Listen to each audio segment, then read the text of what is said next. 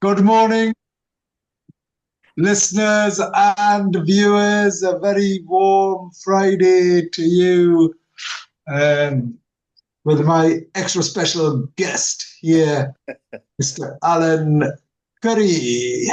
I tell you what, you do build me up, and I mean, it makes me feel good, right? Yes, And obviously, my little friend here, Winston's having a little nap, and I'm on the phone with them all, right?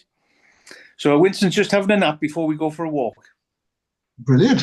No, thank And you obviously, your accommodating. listeners need to know Winston is our little Cavapoo I mentioned earlier on when we were speaking is actually just turned 6. You can't believe that, can you? Where's 6 years gone? Happy birthday Yeah, to Winston, what's a Cavapoo? the Cavapoo. Right, well, brilliant. Happy birthday, Winston. Anyway, thank you ever so much. You're listening to Amar and Alan. Alan this morning. Yes, there's no Jaff. He's having a laugh somewhere. Jaff's actually unwell, so our well wishes go to him. Get well soon. I imagine he'll still be at work tonight. I can't imagine him missing work. Well, no, in the nicest possible way. Jaff has a fantastic work ethic, doesn't he? Brilliant. Yeah, it's undoubtedly, workaholic, which is good. Anyway, what that means is, Mr. Curry, our extraordinary, extra special First reserve. No, number one actually is we always bring you in number one, and Jaff's number two. So here we are, and you're listening to Amar and Alan on my weekly radio show. And each week we'll bring you some news, views, and one or two clues from the business world. Asian Business Connections aims to connect, support and promote the Asian and wider communities. And whether you're looking to start a business, have an existing business, or just want to talk business, we can help. It's interesting, right, Alan? Because it's like, if you think, that's how actors practice, don't they? And they learn their lines. Well, yeah, but you've been very good over the 15 years that we've been about with ABC. Right? We, to be fair, connect, support, promote, the words that actually you thought about in the original days and have now got a life of their own because people actually understand, learn, and listen. They do all of that, my friend. They do all of that. Anyway, let's kick off with who you are. And I appreciate that you're a regular and you're number one, but what you do and why you do it. What do I do now? Well, the first thing is, obviously, one or two people will know my background was policing, but obviously I'm retired now. And what people, when they come towards retirement, have got to learn, you don't actually get a day off when you're retired. Oh, do you not? Well, of course you don't, because there's always something to do. And obviously, you and I with ABC, some of the other things I do with my friends and colleagues, walk the dog, look after the grandchildren are now 26 and 27, which you've watched grow up. And then I've got Pat to look after. So there's no time. Oh, it's, I get that. And dare I say, that's probably one of the reasons I don't want to retire, right? Yeah, well, obviously you've got the Bens to look after, Louise, and the family. But as I say, once you get to this stage, you won't get a day off. At the moment, you're a bit of a sort of workaholic as well. But can you imagine being a workaholic and not getting a day off? No, I couldn't. I could not. Anyway, I just changed my settings. What do you think about them? Your settings? Yeah. It's like I've just played around with my video settings and. Yeah. Well, I'm not. Jamie, what do you think? Sorry. Does that look better? Sorry, I'm talking to Jamie. He's sat next door. He's our producer. He's our director. I'm always interested in what producers do. I read a lot about them. I'm not sure who does what, but never mind.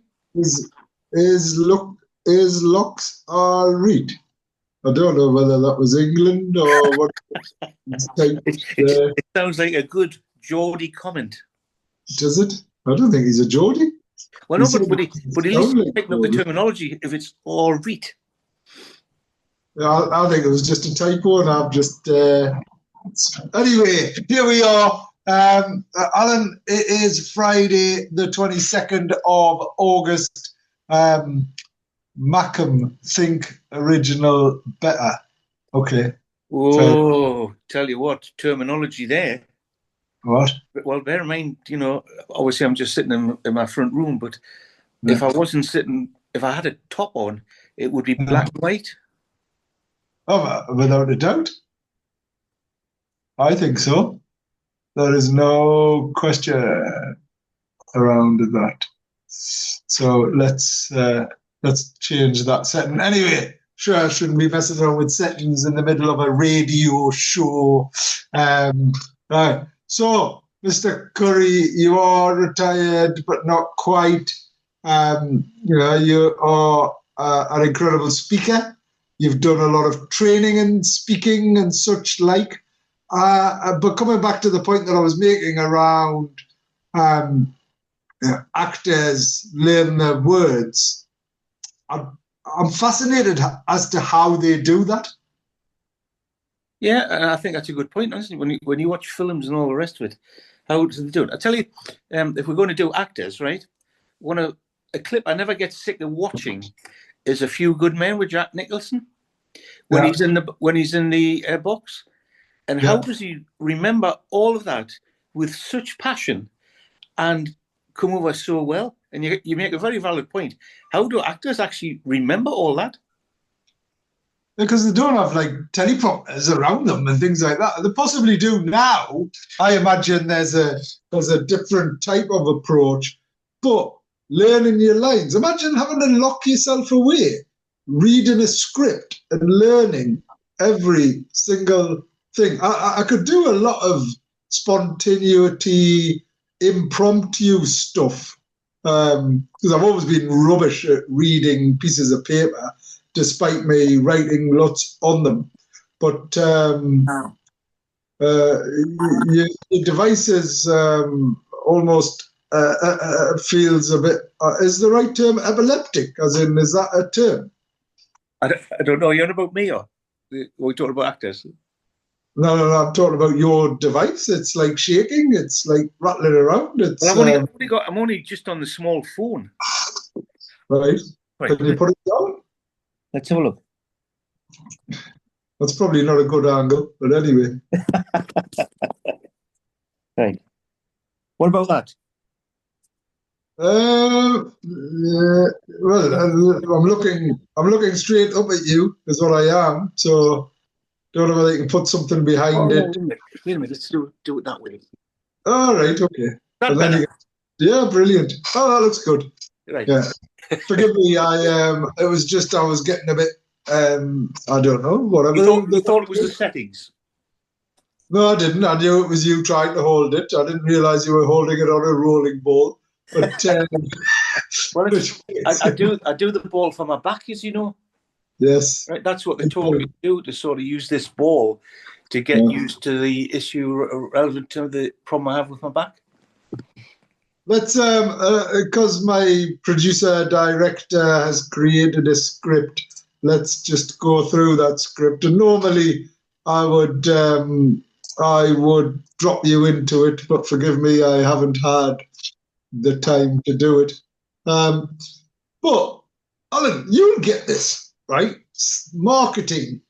What's your understanding or appreciation of marketing? Well, do you know, again, when I retired and we started doing one or two things, I got up to, I absolutely probably didn't understand the value of marketing. All right. So there's a skill there that people who are maybe starting new businesses, have new entrepreneur views, actually probably need to understand the value of marketing and how you publicize the way you want to go forward. And I have to say, I didn't recognize that when I did certain things a few years ago. So I think we can underestimate the value.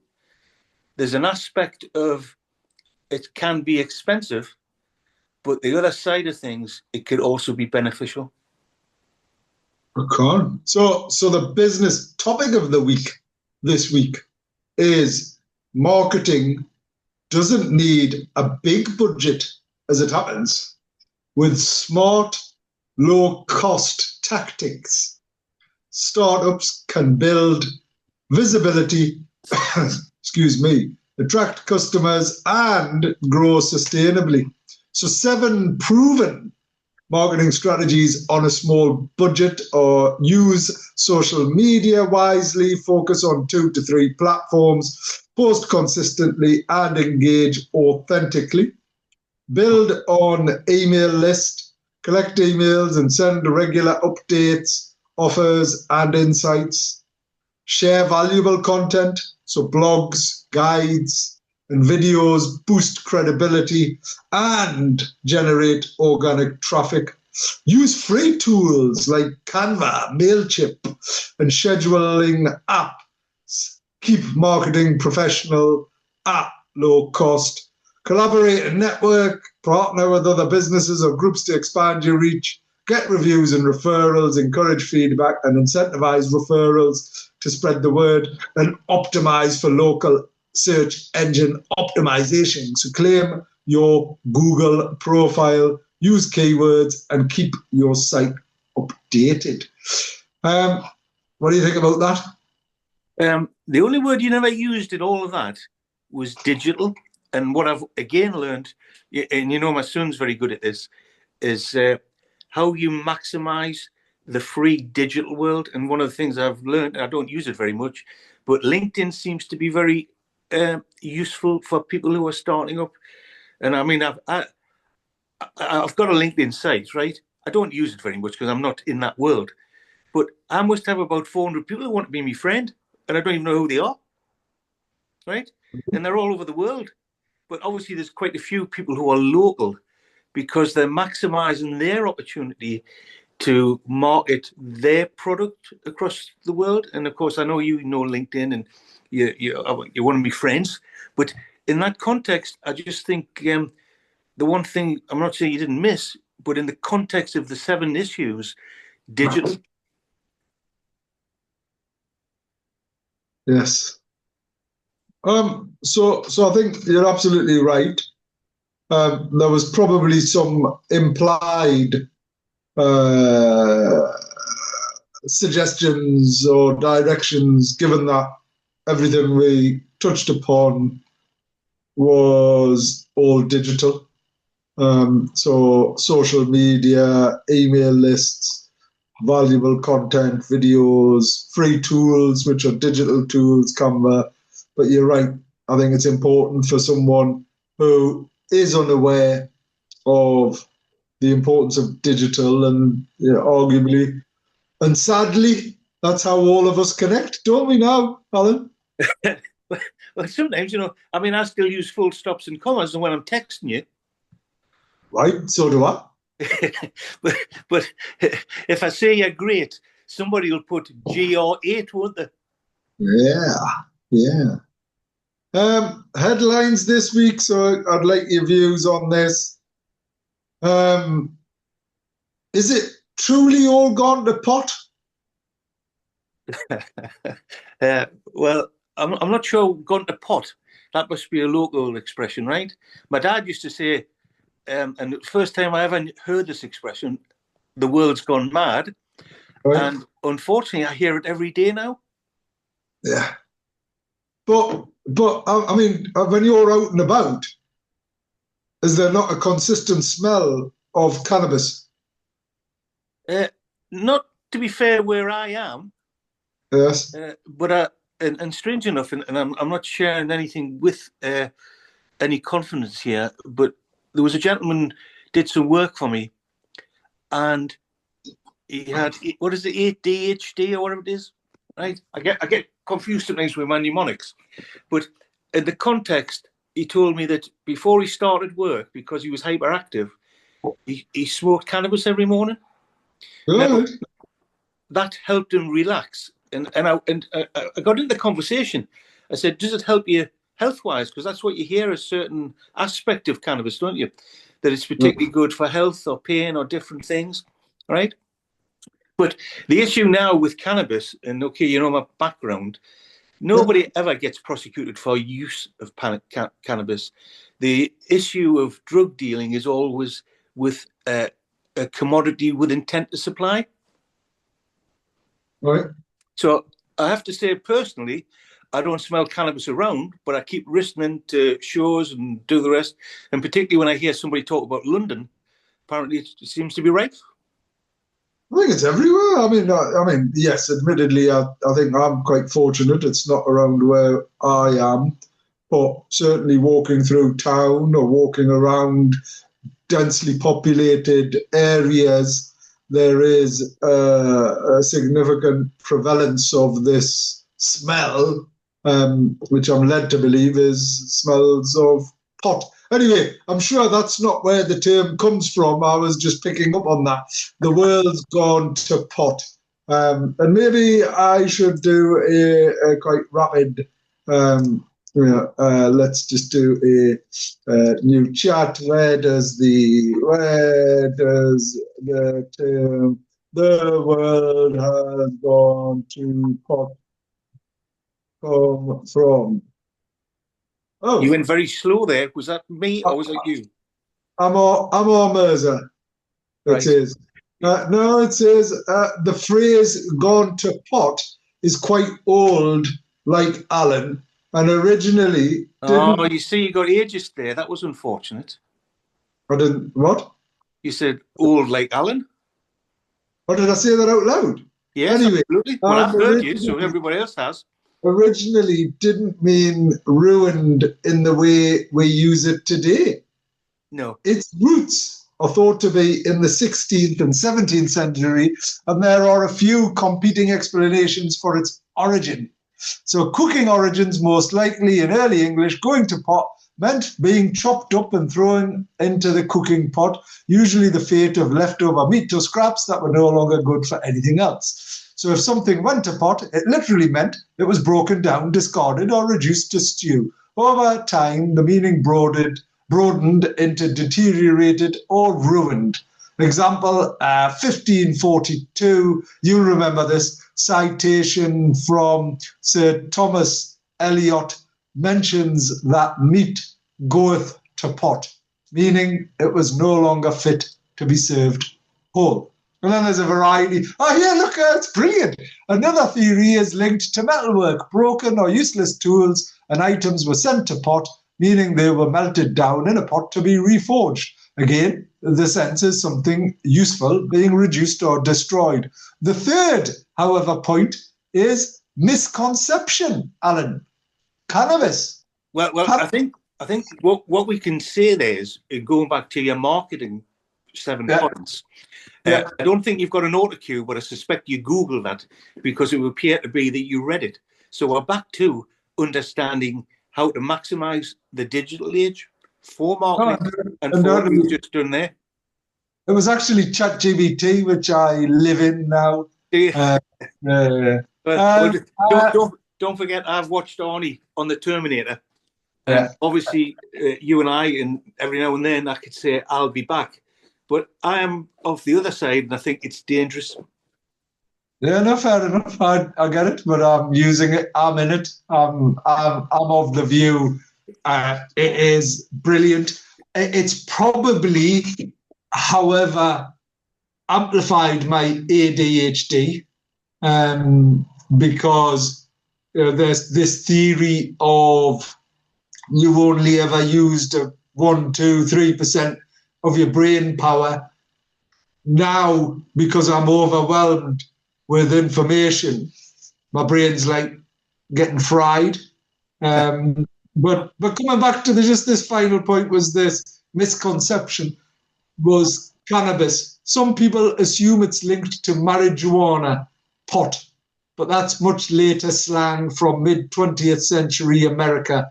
The expression gone to pot is centuries older, so the two are unrelated. So I apologize for my... Actually, I knew it wasn't truly related to that, but it's just peculiar that it was mentioned here, that how it became common by the 18th, 19th centuries, the idiom was widely used to describe society's businesses or morals deteriorating.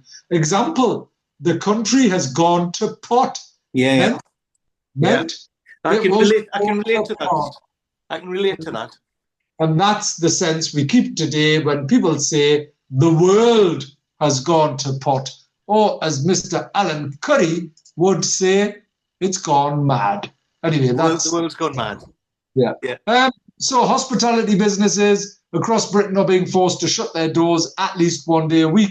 Now, curiously, and I'm delighted that we have Hasan joining us from Burger Drop, because he's doing the total opposite of what every other hospitality business is doing. He's opening up more days and he's opening up in more places and spaces. He's one of our award winners from last year's awards, and he's going to be on in the next few minutes to talk all about Burger Drop. I'm super excited because he's got a great story. But coming back to the news, Alan, hospitality businesses are starting to shut their doors because of all of the costs and the job losses and national insurance and tax, airfares and food prices pushed UK inflation, UK to 18-month high, inflation. Homeowners, what do you think about this? Could face annual property tax under Treasury plans to replace stamp duty. Reports suggest the Treasury may replace stamp duty with an annual property tax on homes worth over £500,000, hitting London and South East homeowners hardest. Proposed rates include 0.54% on the portion above and 0.81 for properties over £1 million. We already pay council tax, don't we? Well, we're back to what we said. The world, it's gone to pot or the world's gone mad. But the other side about what you're talking about there is obviously we started this when I said Winston is 6 years of age, right? Mm-hmm. Now, I know you're not a dog owner, but I've now heard it described as the pooch pound. And the pooch pound, right? And there's more and more places allow you to take the dog in. Yes. Now, I've got no problem with people who don't want to sit next to a dog when they're eating or anything like that. But I do think that people are recognizing that if you let the dog in, not necessarily an assistance dog, just the dog, that in actual fact, the business aspect of food and all the rest of it, they're getting more and more owners, more and more attendees, because you can take your dog. Now, it seems a silly little point, but it is a situation where if you let me dog in, you get my business. Brilliant. Talking about businesses and letting people in, here's our special guest. So hang around. Let's hear from Hasan. He's got an incredibly inspirational story. I'm ever so grateful for Hasan joining us this morning. He's a brilliant business man. I think I can say that. As well as a very worthy ABC award winner. He's a group director of HQ Group. Hasan has driven the growth and expansion of HQ Group's brands, including Burger Drop, which now is franchised locations across the country, with a new branch opening soon in the Gate, Newcastle. And This Is Donna, which has been serving customers successfully for over a year. Known for his entrepreneurial vision and commitment to quality, customer experience and innovation, Hasan continues to scale HQ Group while supporting businesses and communities across the UK. Nominations are still open, by the way. Who will win the next ABC Business Award? But in the meantime, let's get our very worthy winner on here, and let's hear all from him. Hasan. How are you? Hi. Thanks for the very high energy introduction. Oi, brilliant introduction. Good morning. Morning. Delighted to have you on here. So, whilst I've done an introduction, Hasan, just tell us who you are, what you do, why you do it, please. So, my name is Hasan Hamid, born and bred in Newcastle, raised in the West End of Newcastle. Went to school in Gosforth Academy, studied in Newcastle College, and did my degree at Northumbria University. So, very much a Tyneside.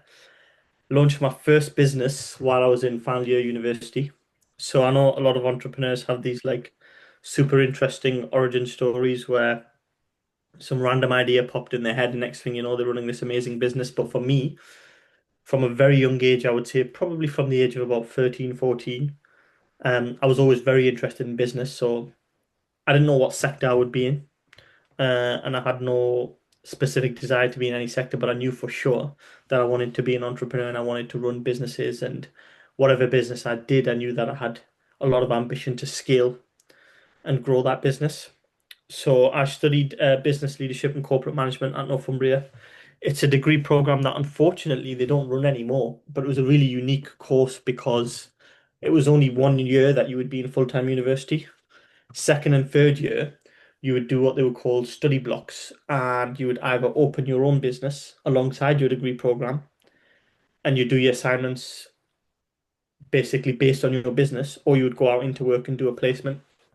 So I did a combination of the two.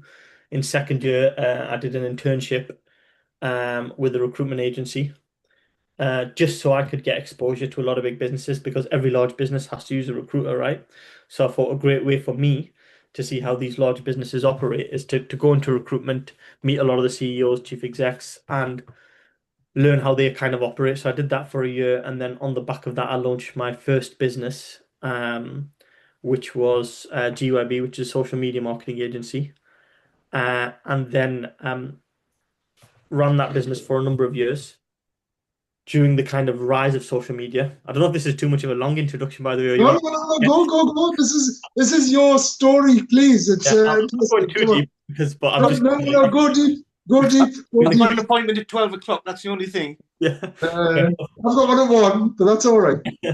So so yeah, I launched that as social media started to rise, and at that time it was amazing because we would speak to business owners and they would be like, yeah, I think my nephew set up a Facebook page somewhere and there's something happening because it was so early on the trend.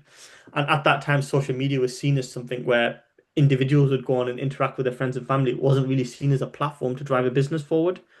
Right. Um, so we got in at a really good time, and I worked with a lot of businesses.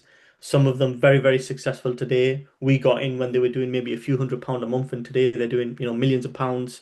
And we were part of that scale journey. So that was an amazing experience for me as well because I worked with some great businesses and also some not so great businesses. So it gave me even more exposure to take lessons from those that had achieved great success, but also those that things didn't quite work out. And you start to see the correlation between the businesses that are doing really well and those that didn't really get where their ambitions wanted them to be. So I ran that business for a number of years, but after a few years, the one thing I didn't like about the agency model is I still felt like my clients were my boss. I wanted a little bit more freedom, and I felt like even if you delivered on every single front for a business, there's no real loyalty there.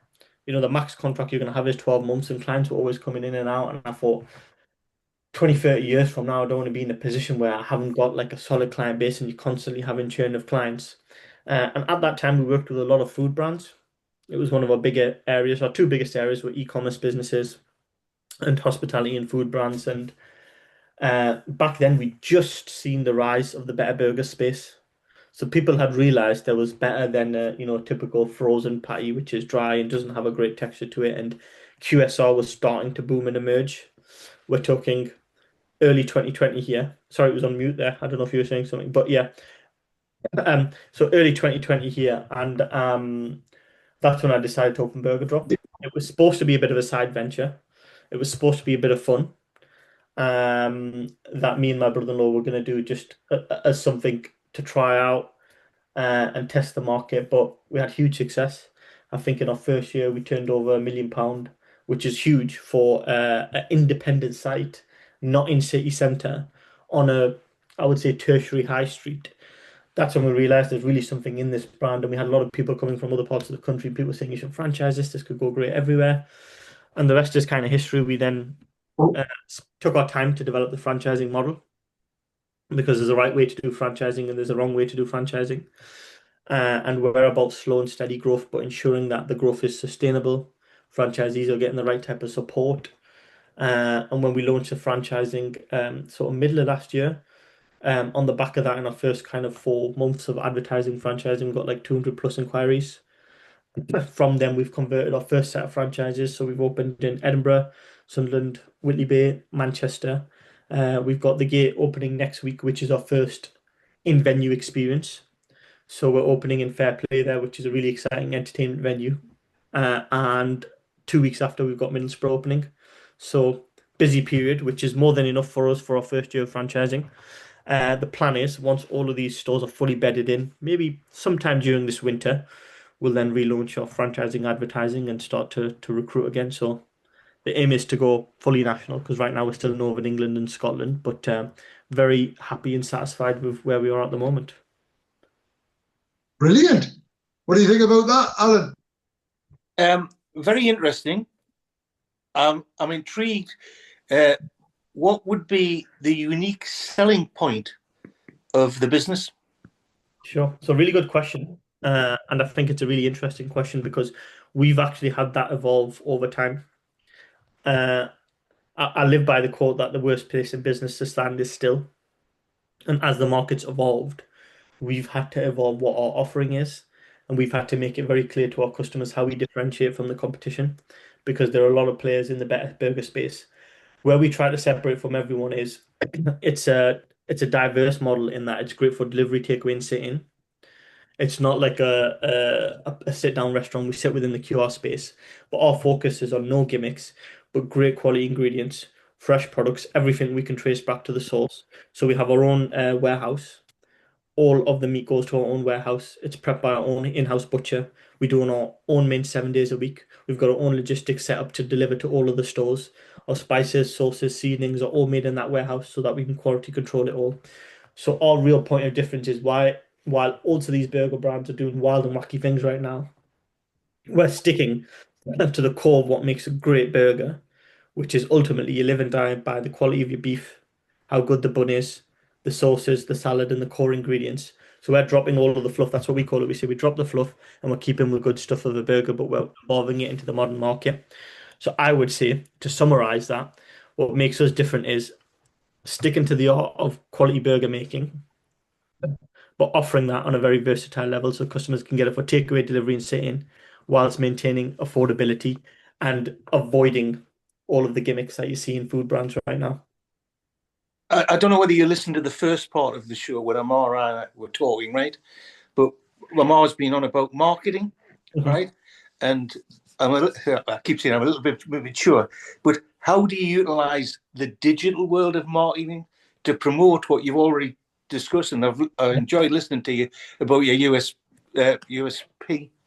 So it's a huge. Can I just jump in there? Sorry, only because I think, and I've observed, I'm quite fortunate because I'm really old. I'm fortunate to have observed lots of businesses and what they call the bell curve of businesses, and Hasan has probably learned all of this.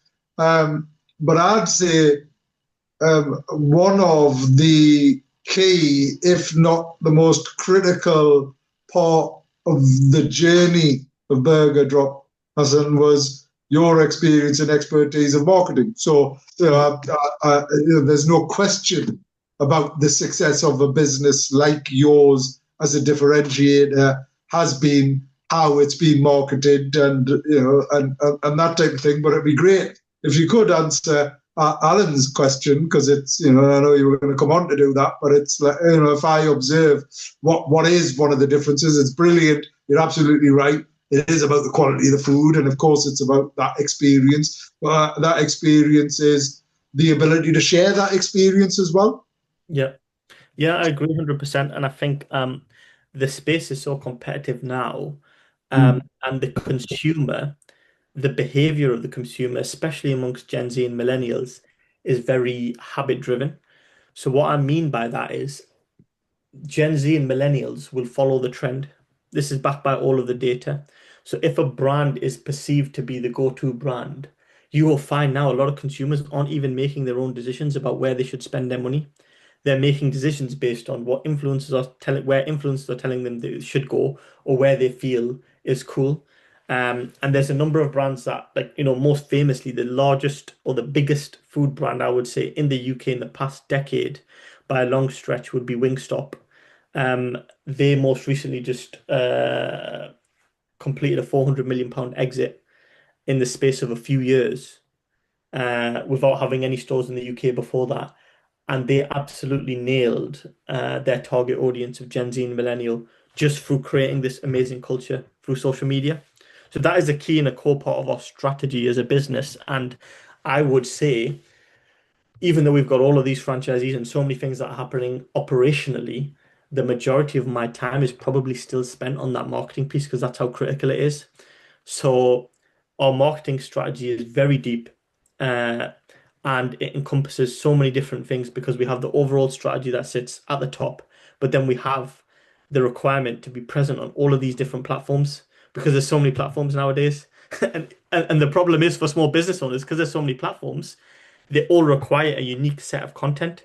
You don't post the same thing on TikTok, LinkedIn, Facebook, and Instagram. But if you really want to be a step ahead of the curve, you need to be present on all of them. So I feel like it's probably not just me, but all these modern business owners are probably assessing their time and thinking, bloody hell, the majority of it is on marketing and awareness. But that's the nature of scaling a modern brand. You have to be present on everything. So we do have a strong team now. So we've got a full-time marketing manager that sits within the business. He creates all of the content. So his job is just to create content, videos, photography all day long, edit all of the graphic design work that we have, and also do all of the social posting. Separate to that, we have a dedicated individual who's just creating content now for TikTok, because what we found is TikTok is a completely different animal. The type of content that we post on Facebook and Instagram doesn't really work on TikTok. So we have a separate dedicated individual who builds that. And just last week, we've onboarded a new agency just to manage the ad spend for ads that we're doing on the platforms. And then, as well as that, I'm still sitting above managing all of these teams and very deep into what is the marketing strategy, what things are we planning to separate ourselves from the competition. So, most recently, we just launched our drop series, which I would invite you both to have a look at on the social media and the Instagram and Facebook. It's a very unique series because we've recruited two really well high regarded chefs, one from Liverpool and one from Newcastle. And every month they're battling head to head, developing a really high quality burger. They've got Rosette Experience, Michelin stars, independent food scenes. So really high level experience that you wouldn't necessarily associate with QSR, but we've brought them in to deliver something different and unique to our customers. So every month they make a different burger that's only running for that month. We create a series around 8 episodes. So you hear their stories. It's got gamification in there, all of the different elements. Customers can come in at the end and actually try the burger as well, and then compare which burger was better. So that's a really exciting piece of content, which is a key part of our strategy, as well as loads of other things. But marketing is like the core of our growth strategy, really. Brilliant. That was incredibly insightful. And I'm going to go, whilst you were sharing that, I was thinking I might want to do a business off with Alan. So Alan and I have a talk off or something like that, speak off. Whatever. Well, in a previous life, I was taught to think in threes. So from the marketing strategy of our colleague, what would be his top 3 hints for new business relevant to the digital world? So the first thing I would say is a lot of people talk about economy and business being difficult in this day and age, but this is a little bit more wider net advice as opposed to just marketing in general. But I would say to succeed in business, you have to be very much an optimist. If you're a pessimist, you're going to really struggle in business because business is all about fighting through hurdles. Anybody that runs a startup knows that it's chaotic. You're going to face a lot of challenges. And those that actually succeed are those that are willing to break through those challenges. So you have to be very optimistic. And the reason why I share that is I believe now more than ever, business owners have a huge advantage which never existed before, and that is freedom of information and access to information. Before it was very difficult to find out about how to run any particular business, but there is so much information out there now on podcasts, YouTube. If you're willing to do the search and dig, you can get access to so much high quality information, whatever sector of business you're trying to launch. On top of that, we have great AI resources like ChatGPT, which save you hours and hours on endless research to really cut through all of the noise and get really good quality information if you know how to use them tools properly. And then with platforms like LinkedIn, you have access to anybody and everybody just through a single message. And some of the mentors who've been critical in supporting my business over the years, who I've gained so much advice from, has been via LinkedIn. People that I would assume probably wouldn't offer me their help have offered to help me for free just by a LinkedIn message. People always ask me, "Oh, how did you get in touch with that person?" I just say, "I just messaged them on LinkedIn." It's not even that complex. I just messaged them saying, "Look, this is the business I'm running. You've proven yourself in this sector. Do you mind helping me?" And quite often you do get a positive response. So I share that because the same applies when it comes to marketing and social media. There's a lot of information out there. The first thing that you have to do to enable you to grow your business is go and absorb it all. You need to understand how the platforms work. You can launch an ad on Facebook by spending £5. Previously, if people were looking at marketing activities for their business, they were like, okay, is it going to be 5,000, 10,000? How much have we got to spend? You'd have to spend, tens of thousands of pounds to launch a concept. Now you can have someone sat in their house, have an idea of a item of clothing they want to sell or whatever, and launch a Facebook page, spend £5 on an ad and get visibility. So the barrier to entry for business owners is a lot lower. There's obviously an opposite side to that scale. It means there's a lot more competition, but it's up to you to make yourself stand out from the competition. So the first piece of advice you ask for free, I would say, is go out and get the information. That applies to any area of business. It's very accessible. YouTube, podcasts, there's loads of these online course platforms as well, where you can check the reviews from other people who've bought their courses to see if they're knowledgeable and verifiable and credible. Um, Second piece of advice I would say is just start producing content. Um, People look at these brands and sometimes I get people sending me the videos from Burger and say, wow, the videos look so great. But I would say go right back in the archives to what we used to post in 2020 when we first opened. They look nowhere near as good as it does now. It's took years to refine that. And any big YouTuber, any big channel that has amazing content, I always go right back into the archives and you'll see the brand evolution. It's all visible now. You can see, and you'll see the first content they put out. It probably was them just taking a picture on their mobile phone of the shop saying, "Yeah, we're proud to be open. It's a great moment for me," etc. But 2 years down the line, you see how that content becomes more sophisticated. So a lot of people are scared of putting out content because they feel like it might not be uh, 4K super edited and really sharp and color coded and all of that. But it doesn't matter at the early stage. It's just about putting content out there. So one, go and access the information. It's all there for you for free. Second, start producing content. You got to be out there. You only get better by practicing. And a third tip, I think I've give the first two tips are so long. There's probably enough in there that I don't need to give a third one. But off the top of my head, I would say uh, try not to focus too much on ads when you're in the early stage and paid advertising, because I've seen a lot of great businesses that rely heavily on Facebook ads. So they might be turning over 10,000 a month, but if they're spending £7,000 a month on ads, it's not a long-term sustainable model. So whenever you're building your marketing strategy, you need a key element of that to include organic reach. That's probably me speaking more from an agency lens, because brands that purely rely on Facebook ads, they're going to really struggle to scale because they're just going to have that constant churn of ad spend, ad spend, ad spend. It's great to use ads. It gives you more exposure for your business, but you still need an organic strategy. And for us, that's what the Drop series is about. That series that we've launched, we feel like that's an organic way to bring in customers instead of just constantly plowing money and franchisee capital into ads. Hopefully, Very interesting, and love listening to you, if that makes sense. We've never spoke before, but very interesting hearing you speak about your business, the marketing, and the strategy. Thank you. Appreciate that.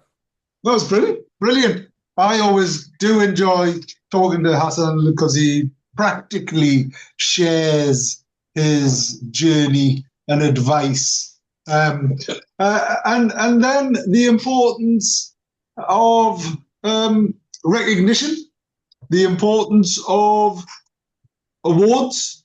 I think it was brilliant. You were incredibly deserved to win the ABC awards, and Alan has been involved with ABC from the outset. So Alan's seen equally the evolution of ABC, how it's grown, how it's changed, how, at one point we lived at the top of one of the tallest buildings, or felt like, because we didn't have a lift in the city centre.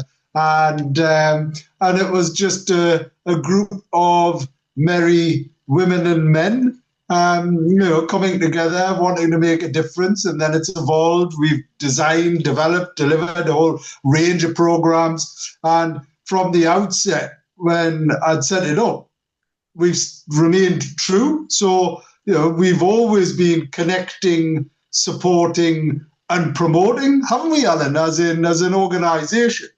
Oh, absolutely. But in the context of the conversation we've just had in the last few minutes, and listening to our colleague here, it's always nice to see the new members and the younger members coming through, if that makes sense, and supporting their success and hopefully helping where appropriate. And obviously, I know you do a lot with that, Amar, more than I do. But, you're always a sort of a voice of entrepreneurship if somebody needs to pick the phone up. I think it's brilliant. Having someone like Hasan now come on, share this. It's probably the most business we've spoken on our show business for quite some time. You're going to have to be careful, because Hasan might be setting a precedent. I think he has, obviously. I'll have to start talking more business now. I'll go back to reading my one of the best books, just by the way. Right? Oh, no. How old I am, right, was because that information wasn't available. But here's a big book, right? And I stand on it now when I want to reach something.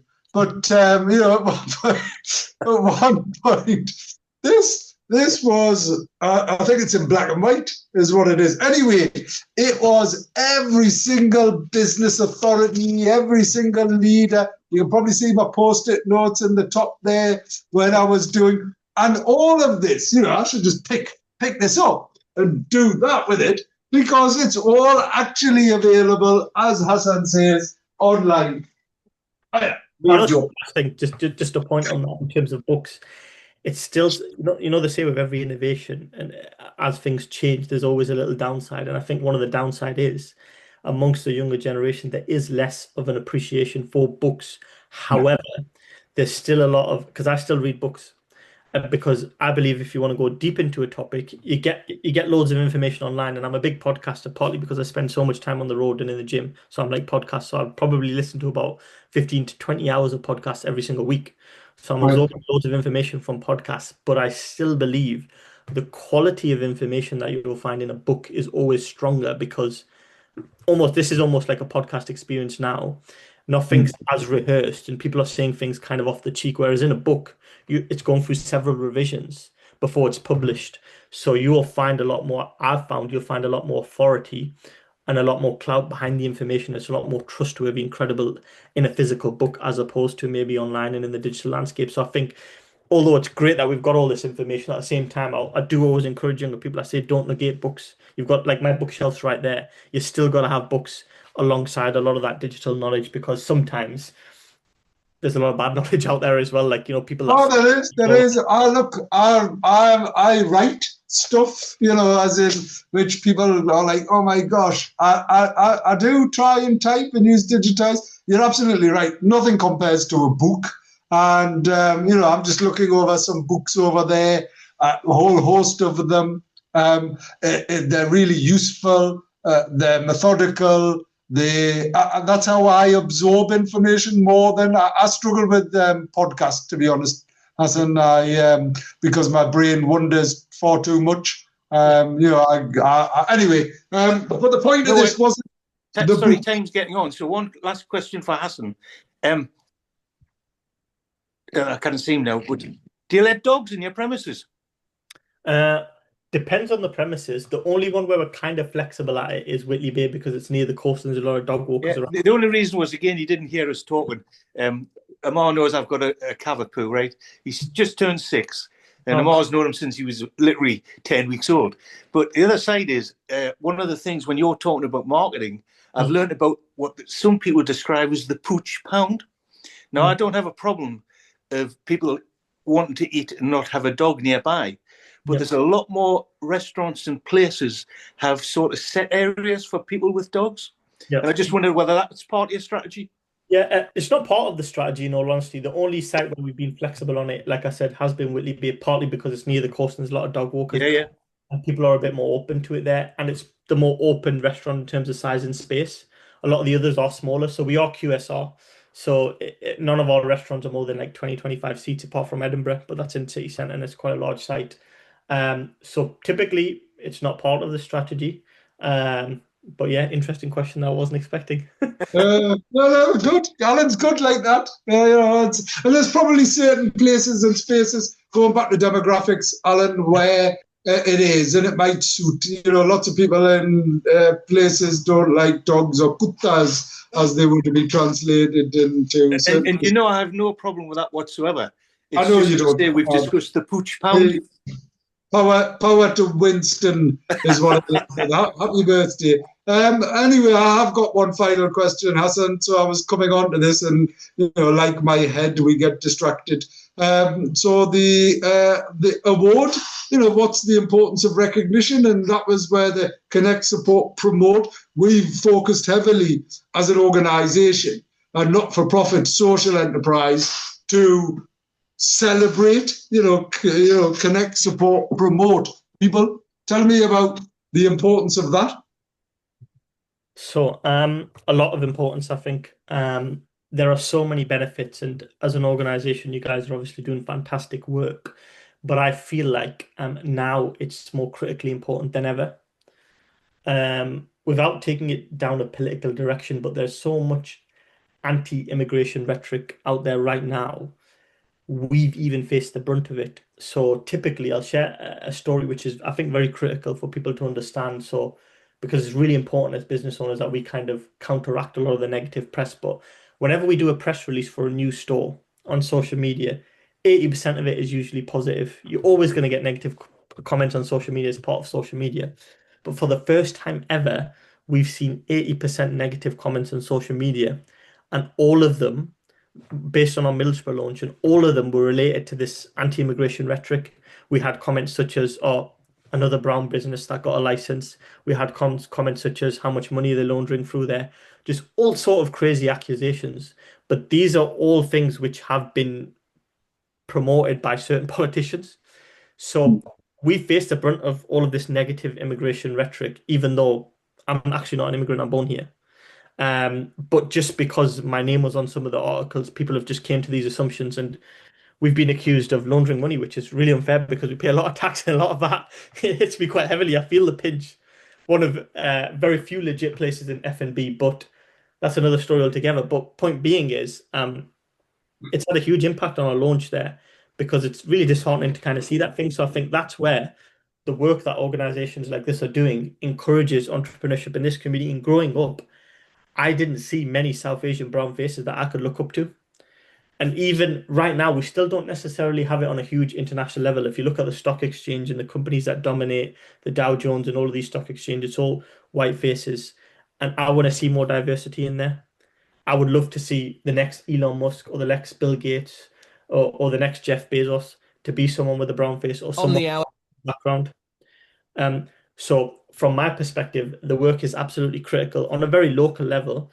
It gives you more motivation, gives you recognition. It probably definitely helped us in terms of franchising credibility because you come across as an award winner. People have seen the credibility and the recognition. So I think it's essential, and it's essential now more than ever when there's so much negative press about immigration and the negative impact of it. We need to be showing the positive side and show that there are people like ourselves who are working hard, contributing, probably got, I don't know the exact head count, but I think we're over about 120, because obviously our employees are not, franchisees' employees are not directly employed by us. They have their own limited companies. But across the group, we have maybe 120 employees, and there's a huge diverse community here. Funnily enough, the general manager who's managing the Middlesbrough site is a white English girl. So it's like all this negative press. But probably really uncalled for. So I think the work is vitally important. It helps small business owners like myself network, get more recognition. It helps fast track our growth, bring credibility, and we need it now more than ever, really. I think we're now off. I think we're now off the radio show. So we are off the radio now. So we're just talking, and I'm down to 8% on my phone. No, we're going to go. Can I just make one comment? With Hasan, what he's just been saying there, and absolutely we agree totally with what you said there. But do you not just get a little bit concerned that a lot of it is what we call keyboard warriors? A lot of them wouldn't say it to your face. Yeah. A lot of them are, because you look at their profiles, they never have a profile picture. It's always like an England flag or some random picture of a lion or something like that. So there's no doubt that there's something behind the scenes there. Oh, I think we've lost him. We possibly have. Yeah. I don't know where he's gone. Anyway, on this note, Hasan, I probably talked too much.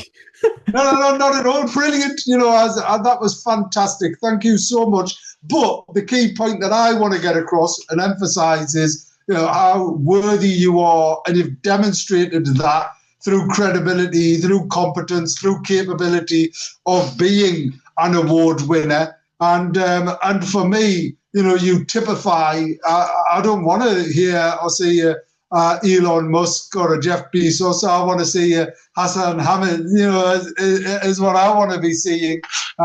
So power to you. Looking forward to welcoming you back to the awards as well. It's in a couple of months' time, and the awards. That people have got a week or so left. 10 days to get a nomination in. So someone must know someone who's deserved and worthy. So please nominate either yourself or actually someone that you know, because we need to demonstrate the power of positivity. And I think that's what I got as your key message was: be positive, persevere, be patient, and actually continue to succeed. Definitely. And I think it'd be good to catch up as well with you again. Probably overdue one. I know you're very busy. No, as are you. I need to get you up to Airview and maybe get a burger drop there, or at least get a burger drop van or something going on, which we can talk about, because I think it's a great addition, and you do serve something quite unique, tasty and exciting. And if you haven't been, please get along to Burger Drop and try those tasty burgers. Take care. Thank you.